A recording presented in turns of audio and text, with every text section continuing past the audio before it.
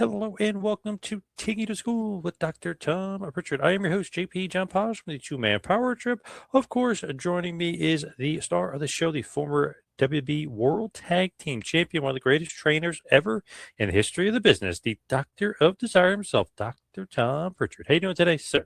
I'm doing great today, John. Hope you're doing great too. Doing good. I saw I don't know what their name is now, or if they go under a different name, but the Bollywood Boys posted that you and Rip Rogers are two of the greatest trainers ever, and they got to see you recently. Yeah. So I thought that was a cool little thing to see pop up in the timeline. Yeah, the Bollywood Boys came over and said, man, I don't know if you remember, but I said, yeah, I remember you guys. Of course. Yeah. I think they were a little shocked that I remembered them. What did you think about them? Great talents, or what did you think? I thought they were very good talents. Yeah, I thought they were a hell of a team. You had a hand in training them, or they went to a seminar, or? No, they were in OVW, and what year was that? The gender won the title.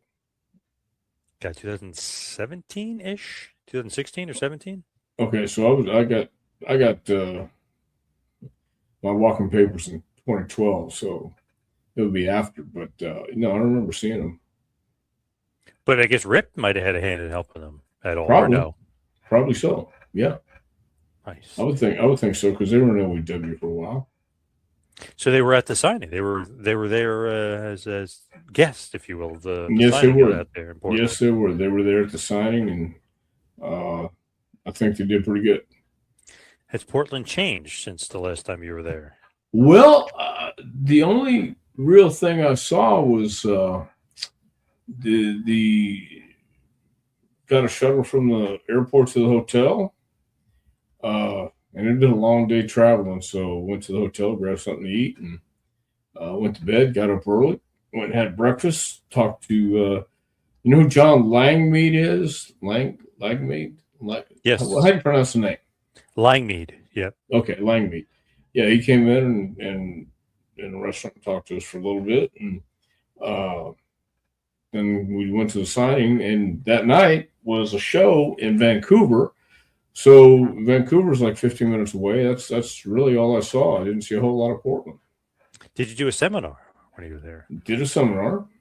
Nice. How did that go? That was interesting. Did okay. When you do those seminars, do you do it like old school training, or do you break it down to who's ever there? Well, here's the deal. I don't know how well it was advertised, and if it was advertised well and just showed nobody wanted to come to it. We had two people show up, two ladies. One was 16 years old, never been in a ring in her life, had no athletic ability whatsoever.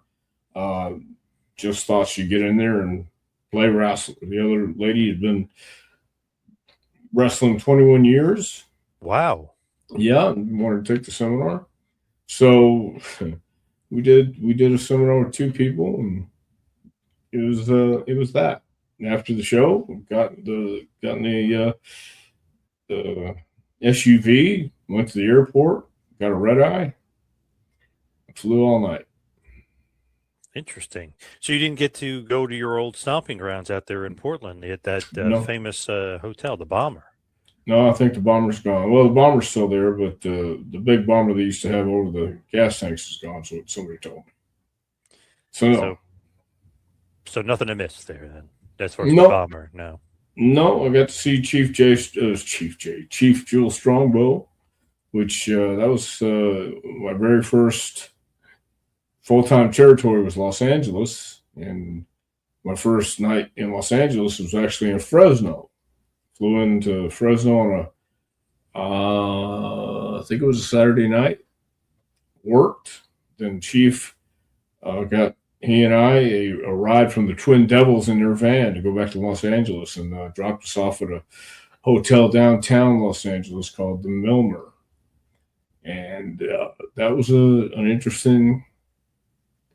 It was an interesting adventure some 46 years ago.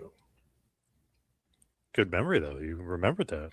Well, that was my first territory. I remember a lot of stuff because it was an impression I'll never forget. A few things happened at the moment that I'll never forget. The clerk at the front desk who used to greet us every time we come in late. We stayed there. Let me see. I don't know how long I stayed at the Milner, but I stayed there for a while. And then I got a place in Van Nuys. But this guy greeted us every night. Really nice guy. One morning, woke up and I called down the front desk and they said, "Excuse me, sir, we have to get off the phone. There's an emergency right now."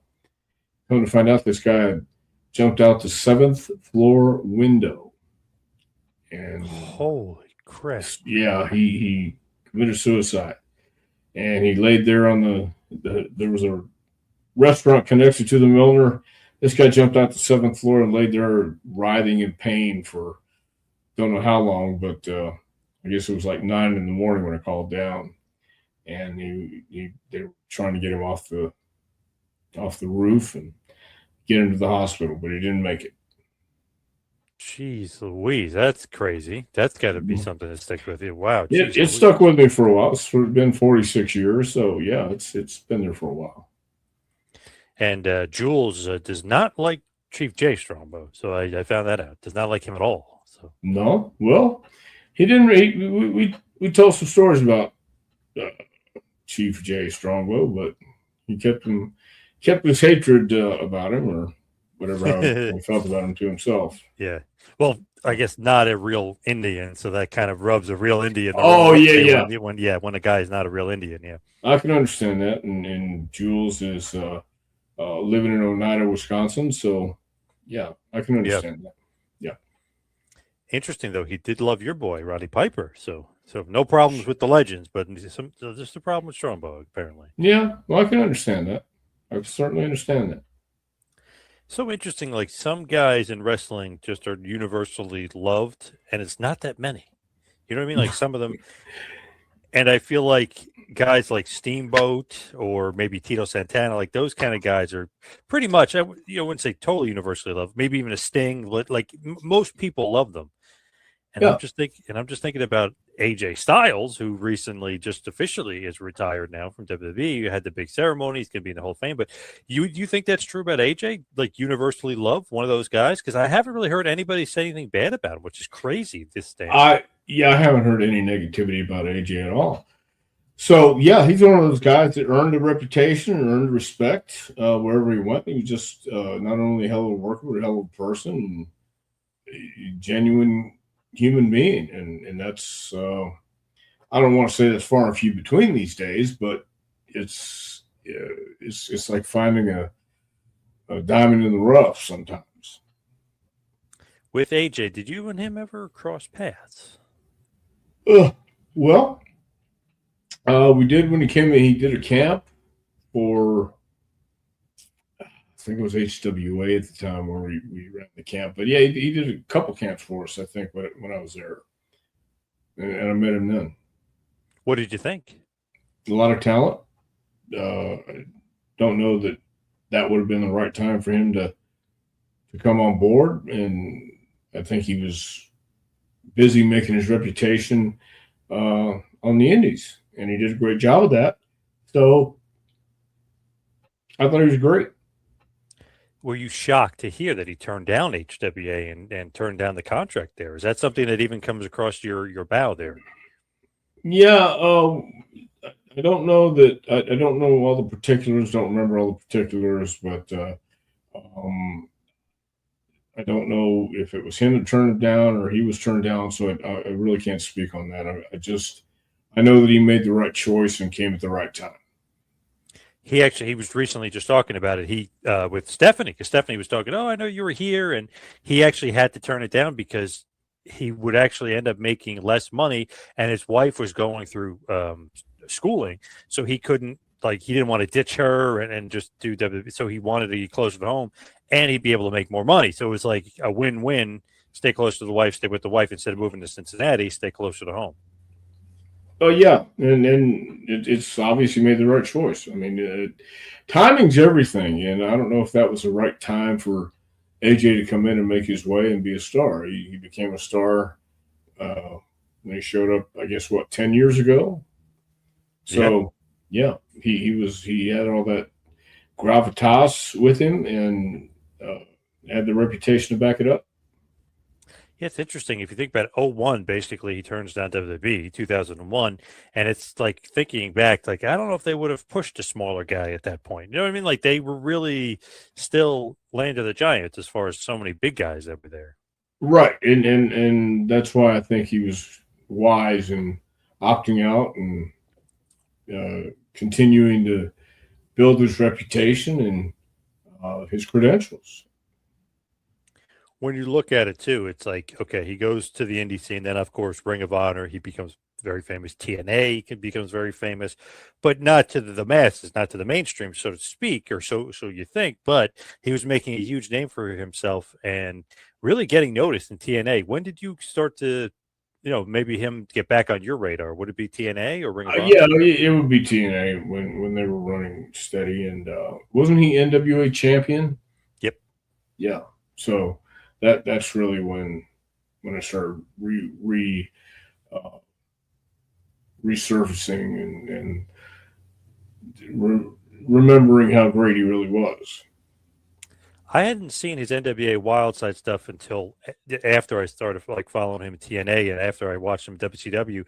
But as soon as I saw him in WCW, I know they gave him that weird gimmick. It was like Air Raid. Him and Air Paris were doing Air Raid. They were like, sky jumpers or whatever. It was like a weird gimmick, but you could tell, like, wow, this guy's got a lot of athletic. This guy got a lot of talent. Then obviously WWF buys WCW and he declines that offer and he ends up in TNA eventually. Then I really see him. I'm like, oh my God, this guy is awesome. They started in the X division, and you're like, wow, guys like him and Daniels and Low Key. Daniels I was familiar with, but like Low Key, I became more familiar with. Then obviously Jerry Lynn is there, Psychosis is there, so it's like, wow, this X division thing is great. It's basically the cruiserweight division from WCW, kind of in the main event. So it was awesome. I don't know if did that ever like when you were WWE, you ever were like, wow, the X division, this thing is hot over here, or no? Well, yeah, that was a time for smaller guys who were making their name, and it was faster action, and it was pretty raw and new, and they had the talent to be able to do that. And WWE was going a total different direction. They were still the land of the giants. So, yeah, I mean, it was a way for those guys to go out and make a living doing what they love to do, and prove to everybody that they're worthy of being in the main event, being featured matches. He was awesome. He was the one guy that I was like, man, this guy is like a guy that should be in WWE, type of thing. I know he's too small, but like he's one of the best guys. You could tell immediately. He had the charisma, he had the look. Worked on his promos for years. Apparently, he went to acting school. He went and really like worked on it because he said he had too much of a Southern accent. He wasn't confident enough in his promos, cutting promos, but he really, really worked on it through the years. Is that something you recommend to the guys? Like, hey, you really got to work on this promo thing. That's pretty important. Well, yeah, it's the promos are. Don't say this lightly, but sometimes the promos are more important than the matches, because that's storytelling, and people can listen and watch and don't have to figure out what you're saying if you know how to say it right and tell your story. So yeah, that's a huge element you need to be great at.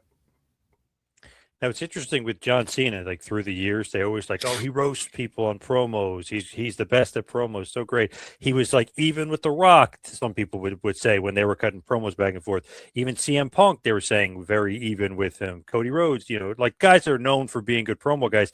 Cena would have good roast battles with him. He kind of go back and forth. And it's so interesting. He kind of admitted it and kind of alluded to it. AJ Styles got so good on the mic, he was roasting Cena. Cena had no good comeback. So and Cena actually mentioned that in a recent interview. I was like, wow, I'm surprised he actually like acknowledged it. But I think that would surprise a lot of people that AJ roasted Cena badly on promos. Well, the people who don't know, I mean, yeah, but I think that's something AJ's always had inside him, obviously. And then he was just getting a chance to let it shine, and those acting lessons and practice all paid off. You know what Cena said about AJ? Why he couldn't, for some reason, couldn't get basically good enough material on AJ, which is funny because he hit him with a few like oh, that's why you were on the Indies for 10 years and like stuff like that, like little digs. But he said that AJ was so nice, like back behind the scenes, and he was so like of a humble, and he said he was so good. He goes, I couldn't really come up with good stuff to hit him with. I was like, wow, Right. that's kind of like he couldn't even, with Punk and stuff, you can be okay, this guy's like a little bit of a jerk. So you can kind of, but he said he couldn't kind of get the emotions together with AJ, and he would just AJ would just go back at him, and he couldn't really come back with anything. Well, I mean, there you have it. I guess that's the way he felt, and he had nothing for a good promo, But that's just one of those learning lessons for AJ, man, and to prove he can hold his own with anybody. And he had that funny catchphrase, which was so stupid that they wouldn't even let him put it on shirts. But him, that Gallows and Anderson used to go beat up John Cena, and they would just keep saying they're going to beat up John Cena. The crowd was into everybody's into it, but I guess Vince didn't like it. He's like, I'm not putting that on a t-shirt. That's the stupidest thing. But he would let him say it, and it got over with the crowd. But it was just so funny. He would just randomly go, I'm here to beat up John Cena, and the crowd would get pumped for it. So stupid but funny. Great feud though between those two. Yeah. Well, there's a lot of stupid and funny things to get over if it's done right. Yeah. Man, when he debuted in 2016, nice little surprise for the Royal Rumble that year. Huge pop. He said he wasn't sure if the crowd would know. If you remember, they put up Phenomenal first. The crowd popped, and then he came out. So it's like they knew right away who it was. So he kind of mistakenly, maybe in a certain way, didn't realize how over he was with the mass audience. Yeah, it's a possibility. I mean, you always hope, but I mean, you never know. But you got to realize, though, 2016 fans know TNA. They know New Japan. He was the IWGP World Heavyweight Champion 2 times. The Bullet Club was one of the most over things. I mean, PWTs were selling the shirts. They couldn't keep them in stock. So, I mean, Bullet Club was over. Ring of Honor, he was super over. So I feel like maybe he was too humble when he debuted in WWE. That's possible, but, it's I think that's part of his character and personality. He said when he first got there, Vince had no acknowledgement of him. Do you believe that Vince really wouldn't know talent? You know what I mean? Like he wouldn't know guys that are debuting. Is that possible? Possible, yes. Entirely possible. Have you ever seen that before? Not that I can think of right now, but I can understand it because Vince is so engrossed in what he's doing with WWE, and he really doesn't watch anything outside of it. Care about anything outside of it. So I can certainly see it as a possibility. Because it seems like, okay, he debuts, had a nice debut in the Rumble, like he's going along. At first, I guess Vince sees him wrestle, and he didn't like what he saw because he was doing that underneath babyface stuff.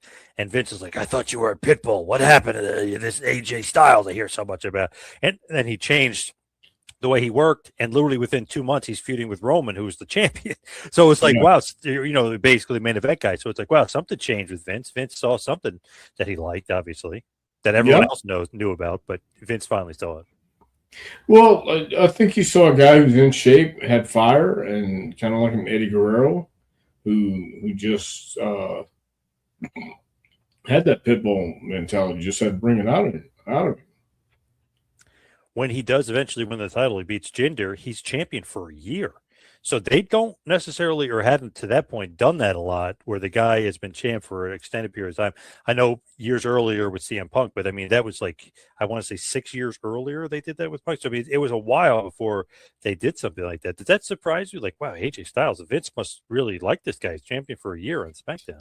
No, it really didn't surprise me once he got the title and they ran with him and let him do his thing. I think you could hear the crowd reaction and see what he was doing, and not only on TV but house shows back then. I feel like sometimes Vince doesn't have the best eye for talent right away. Like he didn't realize how good AJ was, or maybe even Eddie Guerrero, like how great these guys really were. Right? Sometimes until it's like later on in their run. Right. I mean, you can underestimate somebody, and then they underpromise and overproduce, and you're surprised. So I can understand that. So with WB and his retirement, I mean, obviously he's got a whole accolade, a whole list of accolades that he had in WB, two-time champion. He was the United States champion, Intercontinental champion, tag champ. I mean, he did it all. Now he's going to be inducted into the Hall of Fame, which was a nice little surprise. He was genuinely, I don't know if you saw the clip, he was genuinely shocked. He even brings it up to Undertaker. They have behind the scenes. He's like, I didn't see that coming. Why the hell didn't you give me a heads up? And Undertaker's like, well, I'm not supposed to. It's supposed to be a surprise. So he had no idea. Yeah, well, that's a good way to do it. Get a genuine reaction. Very cool. Literally everybody comes out. Triple H, like all the production guys, all the wrestlers, they all come out. He obviously cut a promo in the ring. They're all cheering. Then all of a sudden, American Badass hits. You're like, whoa, what the hell is going on here? Because they have a great feud. Undertaker's last ever match was the Boneyard match from WrestleMania 36. Awesome. And finally an AJ main event for WrestleMania, which is cool. So you're like, wait, what the hell's going on here? Like for a second, you almost thought like, they need another match for Mania, Undertaker, AJ. You know what I mean? Like they might be throwing it out there. And then Undertaker says that he's in the WWE Hall of Fame for this year. So I thought that was a nice surprise, happy ending. For obviously a sad moment where his career is over. Well, yeah, but it is a great ending. It's a great surprise, and I think that's the way to do things. You have a guy like that, everybody admires and respects. Somebody who inspires and gets the most out of not only himself but the people he works with. So that's nice to have a nice surprise, a nice send off. Pretty awesome. Well deserved.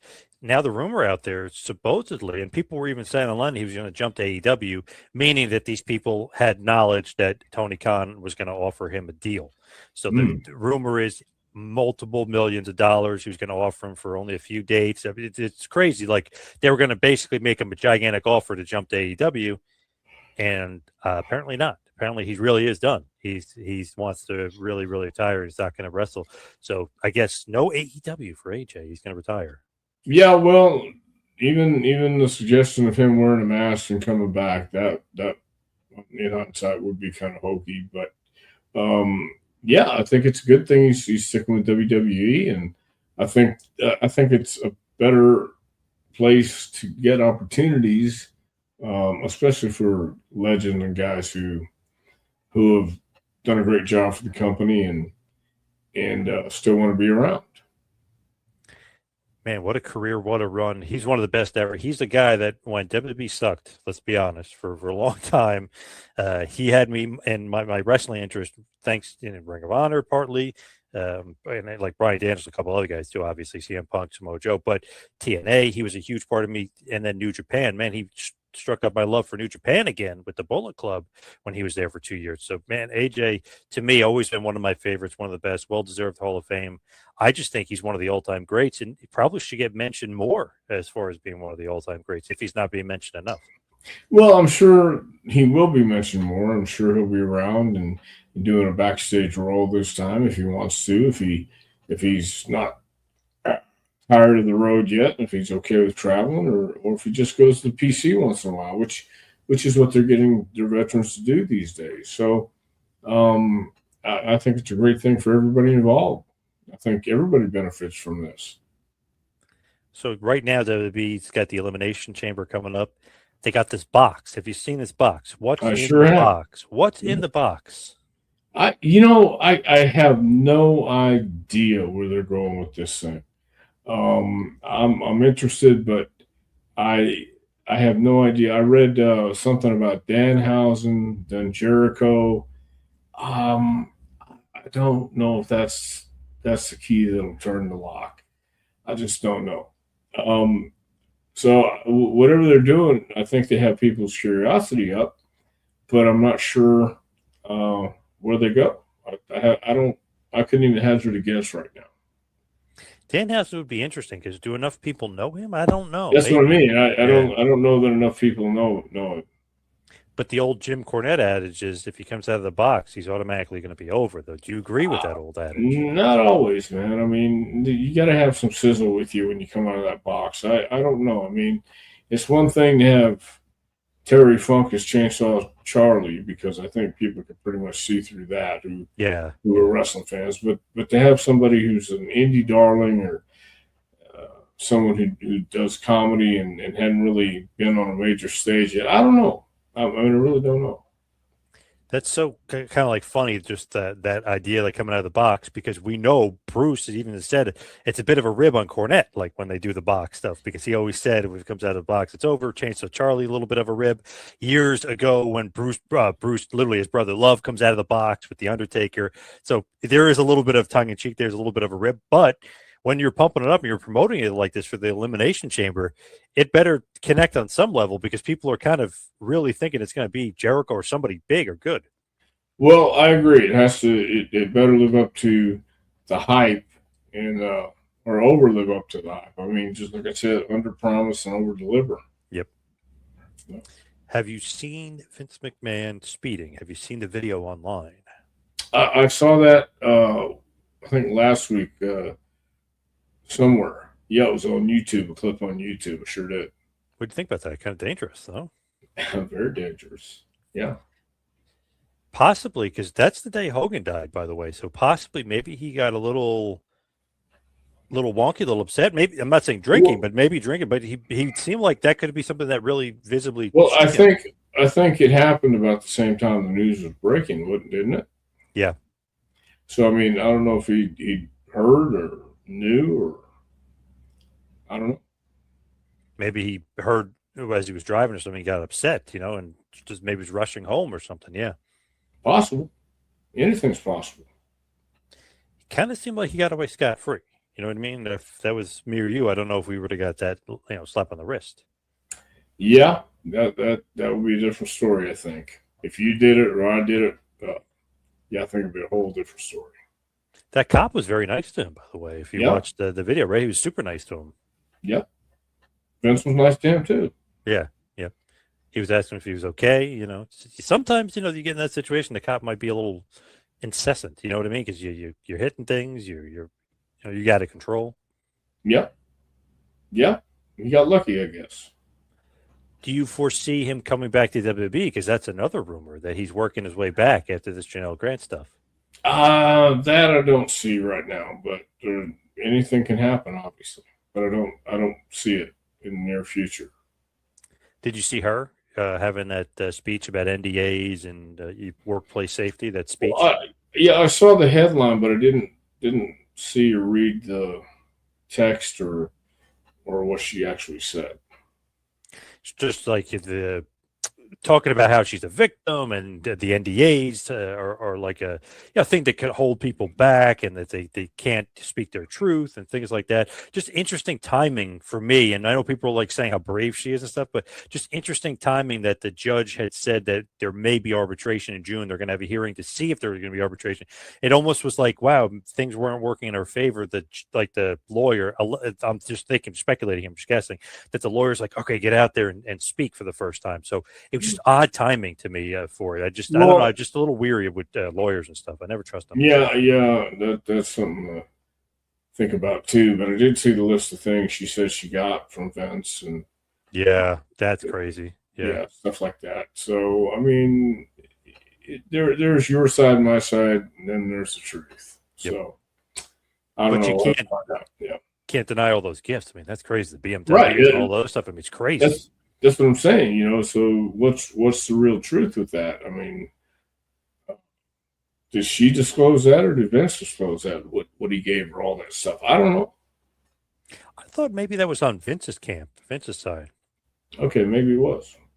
So your boy, though, Johnny H, he's being cleared of all charges as far as the prosecution is concerned. I'm not saying the court, but like the prosecution had said he's being cleared of all charges because he decided to jump on. Well, he rolled over. Yeah, he rolled over on Vince. I mean, sure, drop charges and all testify, but my God, it goes to prove what everyone thought about John is accurate.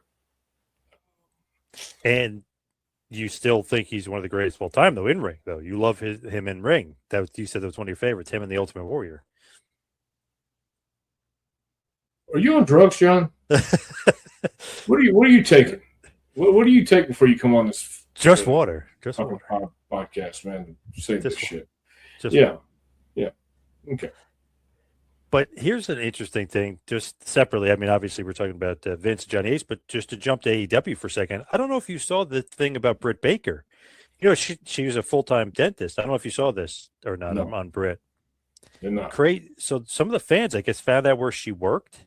So she's no longer a full time dentist. Like the quote unquote the AEW sickos, I guess, were not happy that she kind of not that she left AEW because I think she's still under contract, but that she hasn't been around. That she's kind of said some, that she hasn't been happy there and things like that. So they found out where she worked. What do you think about that? That's kind of scary. Well, yeah, that's crossing the line, if you ask me.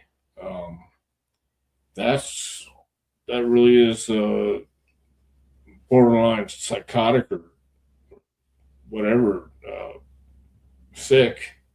Yeah, you that in this day and age, especially, yeah, people need to take care and watch out for their safety because you never know what lunatic you're going to run into. And to go to your work and then maybe stake it out and stalk you and follow you home, that is dangerous. It's very dangerous. Yeah, I saw that. I was like, man, they're taking the AEW sickos thing like that. Mm. That they get called like they're taking that maybe literally there because that is sick. I mean, that's crazy. She literally can't even do her job because which was her full time gig, which she spent God years and years and years of schooling to be a dentist, and then they like kind of show up and stalk her job and kind of make her unable to work. That's crazy. That's like another Yeah, level of crazy. it is another level of crazy and invasion. Privacy in somebody else's life, and I don't know why people think they're entitled to just barge in on somebody when they're doing something else. Whether it's a family night out or at your job that you have when you're not wrestling. I guess it just it is a whole nother level of crossing the line, if you ask me. Scary stuff. And one of those things with this, like with her, like obviously a female too, you got to be like a little bit more concerned, like for her safety, just because it's like, holy crap. Like with Liv Morgan when she got stalked, or with Daria Ray, with Sonya Deville, it's like, whoa, like holy moly.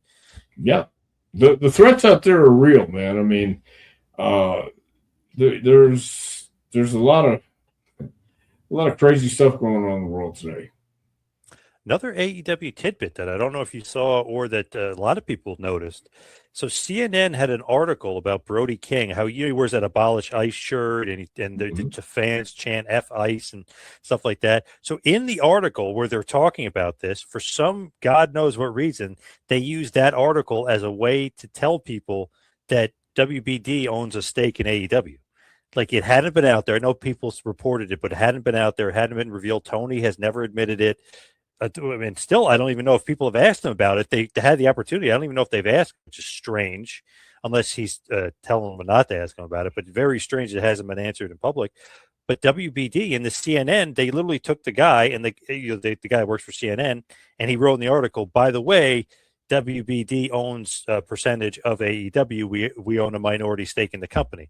So it's like, wow, they used that abolish ICE thing to make fun of Trump in the article, but to admit that WBD owns a part of AEW. It's like, wow, that's what that's how they came forward with it. I'm like, that is such a weird way to do it. And Tony Khan still hasn't admitted that, but it's true. They own, and I was looking it up, they own less than 10%. So if you own, which they probably own 9.9 or 9.8, whatever it is. But if you own less than 10%, you don't have to publicly disclose it. So that's why it hasn't been publicly disclosed until now. But they went ahead and voluntarily disclosed it.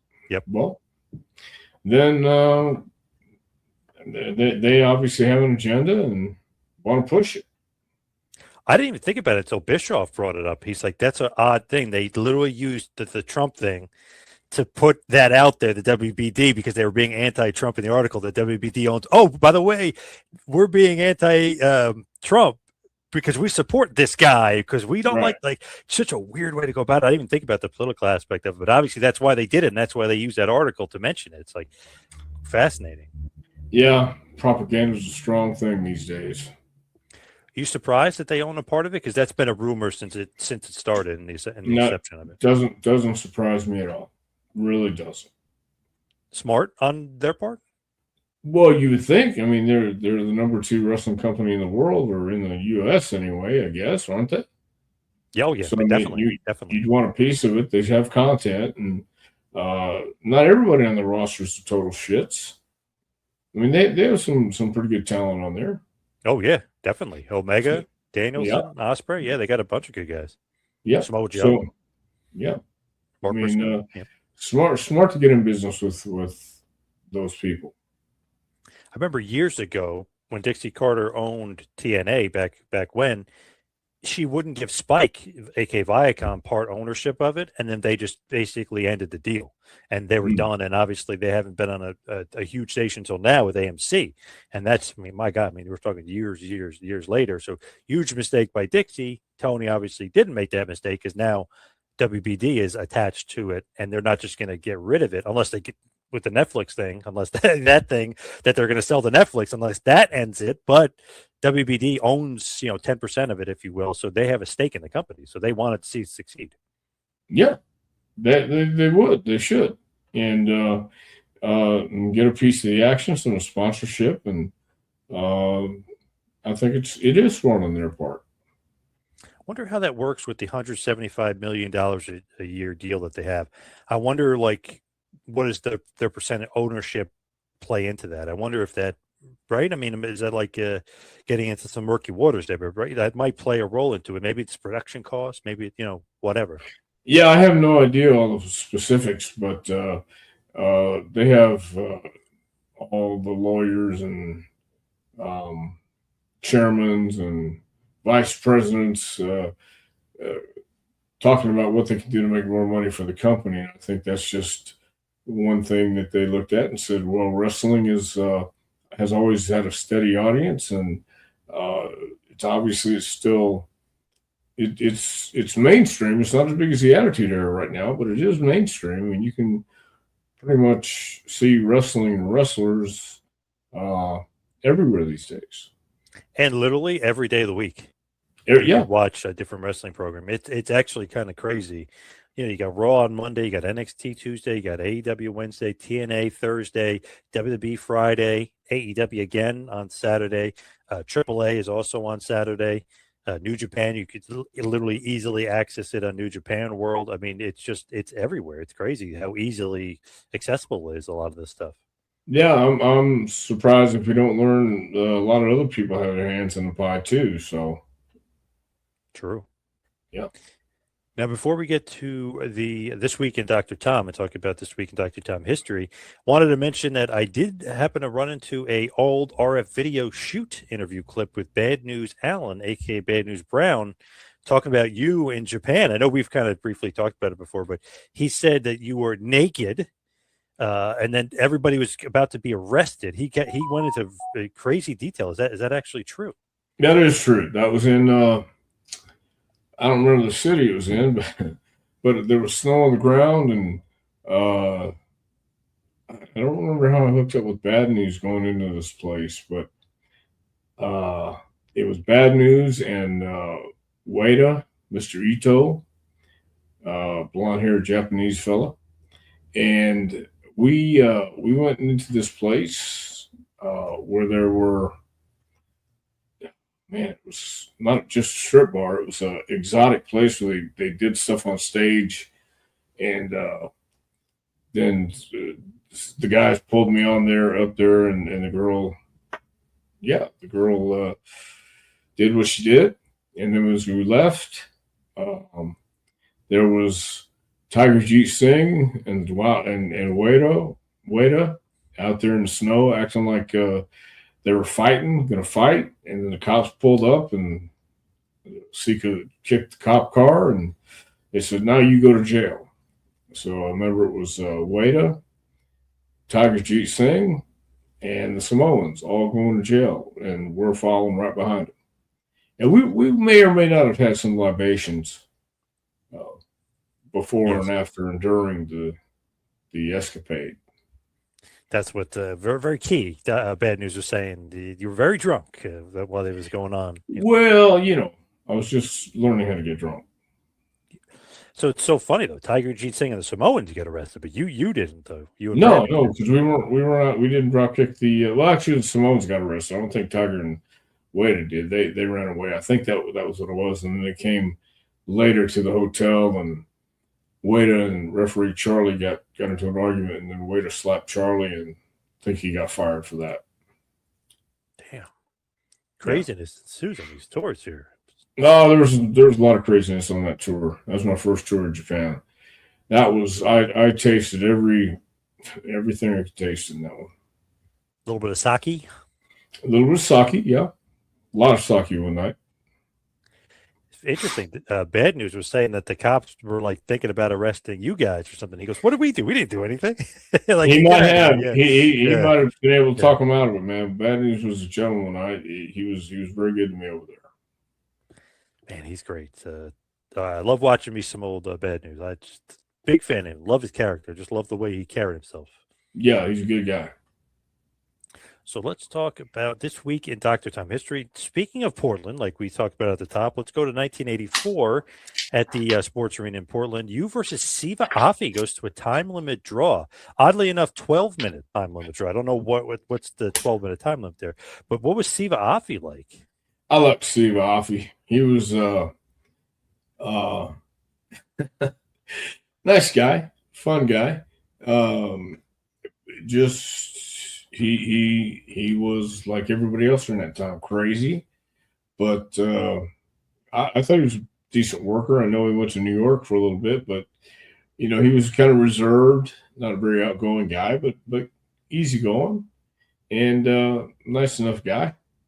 I thought he had talent, but once you go to WWF, after trying to follow guys like Jimmy Snuka, you had your work cut out for you. So that's the one thing that I noticed, and somebody the other day had posted a video of they were calling him Superfly, Steve Afi, or saying Snuka's cousin. Man, I was like trying to remember back, and obviously it's a little bit before my time, but I was like, man, that just doesn't work at all. Just Jimmy Snuka is one of the greatest of all time. Like charisma out the yin yang. You can't just have another guy pretend he's Snuka. Like, come on, like silly. Well, they tried, but they found out. I was just like, man, like. Just Snuka, I don't think people realize when Backlund was champ, he was kind of the big draw of WWF. You know what I mean? Like crazy. Well, I remember when Snuka came to Texas the first time, and he was in the main event right away. And his first main event against I don't remember who was the champion at the time, Texas champion. But he climbed out to the top rope and did the splash, and people were amazed. That was one of the damnedest things they'd ever seen. They hadn't seen that before, and he continued to do stuff like that. He just had charisma, showmanship, and was great in the ring. And he had a great run. Then he had a hell of a run in New York. He's one of those guys too that everybody knows. Like they remember him. He was like super mainstream, especially when the WWF's hitting their prime with Hogan. He was, right up there with the Hulkster. Obviously, part of WrestleMania 1, part of the main event, not in the match, but he was with them as far as Mr. T and the Hulkster gets involved in the finish. Yeah. So, Jimmy was a big star, huge star. So let's go 1991, USWA, Mid-South Coliseum, Memphis, Tennessee. You defeated Brian Christopher. What was it like with Grandmaster Sexay before he was Grandmaster Sexay? Well, again, Brian grew up kind of living life in the shadow of his dad, and he didn't see his dad a whole lot growing up, from what I understand, and he had a chip on his shoulder. A lot of people didn't like Brian, but I won't mention any names, but somebody came to me one night and said, "Stretch that little prick." I thought, dude, that's not even what this is about. And so I took Brian aside because he was afraid people were going to take advantage of him. He's afraid the people were going to eat him up and try and bury him. And I explained to him that I'm not going to eat you up. If you just listen to me, I promise you, well, this match will go fine. But I'm not out there to do anything but have a great match with you. So we went out, and he listened. And he saw that I was about putting the match over. And after a while, it got to be pretty easy. But I think he was just misunderstood. And being the son of Jerry Lawler can have its downfalls for sure. And I understood that. but I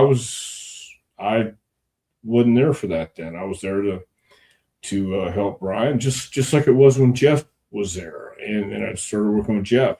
Jeff had been in the business maybe 5 years, but he was tremendous too. And that same thing, being the son of the promoter or the booker or whatever it is, you have a target on your back, and everybody's going to want to take a shot at you. But I didn't look at it like that. I looked at it like if we had great matches, it'll benefit both of us. So a good way to look at it. That's for sure. Yeah.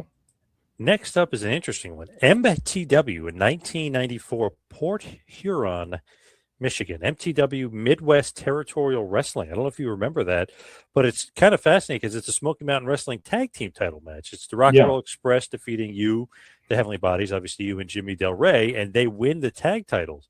So what's up with this? It's a house show type. Well, it's an indie outlaw show in '94, but it's not a Smoky Mountain Wrestling show. But the titles for Smoky Mountain are on the line, and you guys lose them. Well, I think that was during the week where we lost, and we switched them back and forth with Rock and Roll. We would win one night, and we'd drop them the next night, and then they would drop them the next night, and we just switch going back and forth. So we were like, 5-time champions or something, just because we won them one night, lost them next, and beat them next, so we became like 5-time tag team champions. So that was what that was, I think. Detroit and other towns, wherever they were. And I don't remember where they were.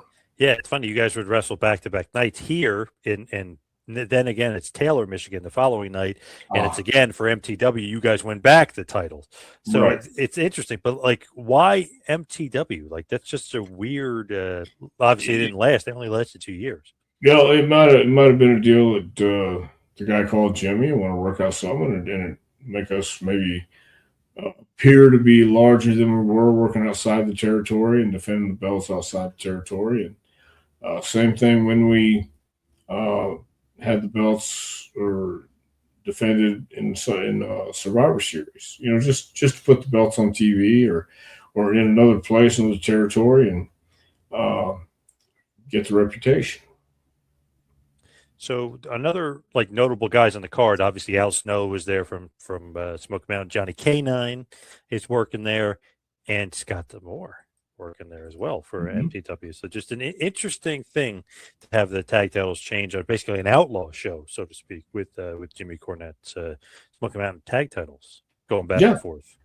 Yeah, but it just got the titles out there and got us more recognition a little more recognition, different recognition, I guess. So next up is 95, Cincinnati Gardens, Cincinnati, Ohio.